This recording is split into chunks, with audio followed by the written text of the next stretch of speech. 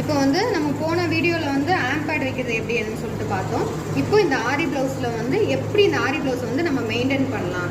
ஏன்னா நிறைய பேர் நிறைய அமௌண்ட் கொடுத்து நம்ம ஆரி போடுறோம் வைக்கிறோம், ஆனால் அதை அந்த அளவுக்கு மெயின்டைன் பண்ணுறோமா அப்படின்னு கேட்டிங்கன்னா கண்டிப்பாக கிடையாது.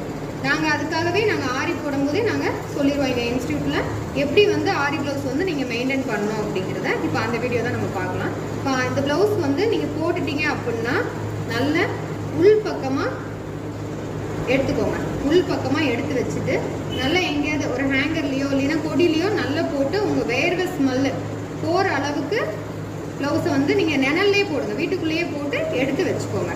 அதுக்கப்புறம் இல்லை எனக்கு ரொம்ப இதாகுது அப்படின்னா என்னால் நான் இது பண்ணி தான் போடுவேன், எனக்கு ஹைஜீனிக்காக இல்லை அப்படின்னிங்கன்னா இந்த ஆம்ப் சைடை மட்டும் சோப்போ இல்லை ஏதாவது ஒரு லிக்விட் போட்டு இந்த இடத்த மட்டும் நீங்கள் வாஷ் பண்ணி காய போட்டு உள் பக்கமாக போட்டு வீட்டுக்குள்ளேயே போடுங்க, வெயிலில் போடாதீங்க, போட்டு எடுத்து வச்சுக்கோங்க. சரிங்களா?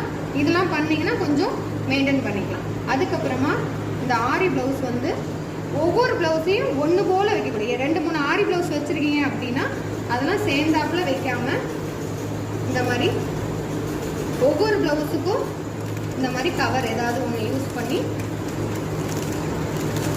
இந்த மாதிரி கவரோ இல்லைன்னா வேறு எந்த கவர் இருந்தாலும் சரி அந்த கவருக்குள்ளே நீங்கள் வச்சு நல்லா இதை ரேப் பண்ணி உங்கள் பீரோவில் வச்சுக்கலாம். இல்லை அப்படின்னா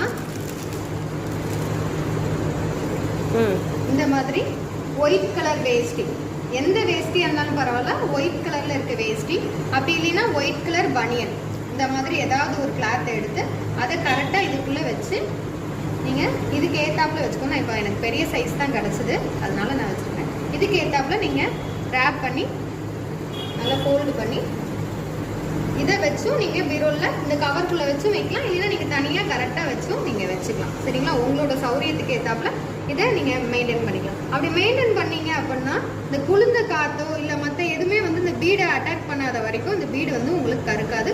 கொஞ்சம் நாளுக்கு வந்து நம்ம வந்து இதை காப்பாற்றலாம். இந்த பீடோட கலர் வந்து போகாத வரைக்கும் நம்ம பாதுகாத்து வச்சுக்கலாம். சரிங்களா?